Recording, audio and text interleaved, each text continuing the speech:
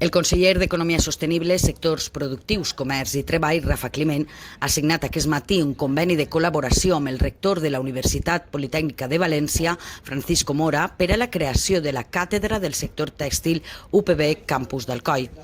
La càtedra està finançada per l'IBACE amb 30.000 euros i té com a objectiu millorar la competitivitat i modernitzar les pimes del sector tèxtil.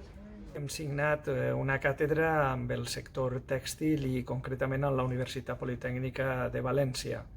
La idea de la càtedra i l'objectiu fonamental és fomentar l'emprenedoria innovadora en el sector i millorar la competitivitat de les pimes del sector del tèxtil. També anem a treballar en tot l'àmbit de la recerca, desenvolupament i innovació i en la millora de l'educació i formació per a tenir persones més qualificades en el sector. Esperem que sigui l'inici d'una excel·lent relació de treball entre l'Institut Valencià de Competitivitat i la Universitat Politècnica de València. El conveni entra en vigor des del moment de la seva signatura i la seva duració s'estén fins al 31 de desembre de 2020.